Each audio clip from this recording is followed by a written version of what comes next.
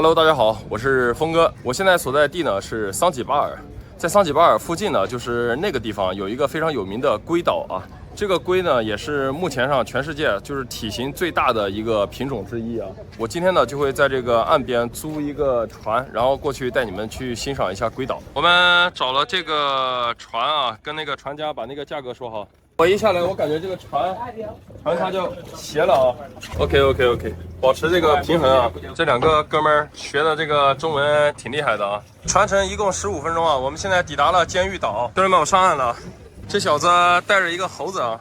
Hello， 朋友们，我现在抵达了监狱岛啊。在100多年前呢，这里曾经是关押那个犯人，还有一些带那个传染病的人，比如说那个黄热病。当时那些人呢就会流放到这个小岛上啊。这个地方当年呢，它就是一个监狱啊，兄弟们看一下啊。进入监狱岛以后呢，这个地方有一个龟园，这个乌龟的品种呢叫亚达伯拉象龟啊，然后呢也是全世界体型最大的象龟啊。看我前面这个龟池啊，这个象龟呢，它们平时累了，他们会趴在这个水上休息一会儿，然后一会儿的话又会离开啊，他们不会就是说潜到水里面，因为会淹死啊。这是陆龟啊。你们也不用担心它这个龟壳会被暴晒啊。行动的话是非常缓慢的啊。这些龟的话都是50多岁啊，除了这一头的话100多岁。兄弟们，100多岁的体型太大了。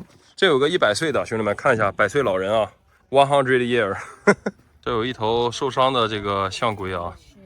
这个伤痕的话不是人为的啊，是它从那个坡上滚下去的时候啊，就是砸坏了它的这个龟壳啊。兄弟们，我现在走到了这个监狱岛的这个内部了。这个岛的话不大啊，长度的话也就几百米，宽度的话200米左右吧。然后我现在来这个中央了，在这边呢依然有这个象龟啊，这边还有。然后这里的这个生态也特别好，非常的这个潮湿，然后呢雨水降水也是非常充足的。这应该是一对情侣啊，10几岁在这约会啊，这一对象龟。这有一只非常漂亮的公孔雀对我开屏了啊，哎，它是在对我发情嘛，可是我也是公的呀。这家伙挺有品位啊！导游跟我说发现一个更大的哦 ，this one is so big。这边有个导游啊，我刚才问他了，他说这个海龟的话可以活300年左右啊。这一头的话已经活了人生的2/3了啊，活了200年了，198岁。然后距离这个终点站呢还有102年。兄弟们看一下啊，这边全部都是象龟啊。这个象龟呢，它的原产地是塞舌尔。然后当年呢搞过来一些，后面繁殖开了啊，所以象龟在这里就越来越多了。而且在这个岛上，它们没有天敌，所以说会繁殖越来越多。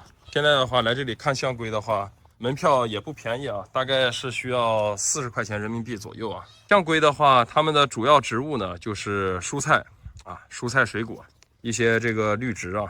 看一下，它们今天已经吃了这个蔬菜叶啊。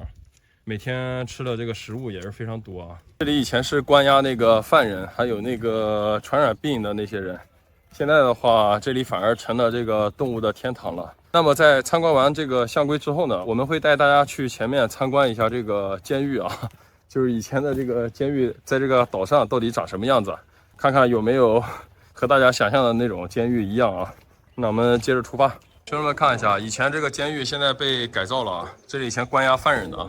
现在这个地方是一个酒吧啊，酒吧连那个厕所都给你弄出来了。那里是 genters， 就是男士的厕所，上面写着英文。然后这个地方是 ladies， 是那个女人啊。这个就是当时这个小小的这个监狱了啊，看一下吧。这个是监狱的房间，非常的多，这有一个桌，这有一个房间啊。透过这个铁窗，你还可以看一下这个外面的这个海景。兄弟们，这是海景监狱啊。兄弟们，看完这个监狱了啊。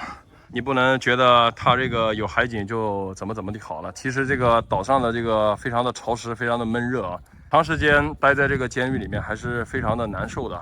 另外的话，到了晚上这个蚊虫特别多，在那个年代的话可没有什么蚊帐，还有这个驱蚊设备啊，基本上都没有。现在的话，这个监狱呢已经变成了当地的一个旅游景点了，这个叫监狱岛。在这个小岛上呢，有餐厅，有酒店，然后还有那个龟岛啊，该有的这个旅游设施的话，这边基本上已经完整的配套了。兄弟们，从那个监狱的这个院子穿过来啊，这边有一片果冻海啊，这个是跟那个马尔代夫同款的这个果冻海啊，它是那种青绿的颜色。这底下有非常多的这个小鱼啊，这还有一些这个船可以去其他的小岛啊。好的，朋友们，本期的视频呢，在这里呢就结尾了。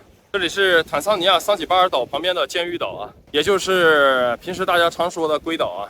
这个地方也是非常适合大家来游玩的啊。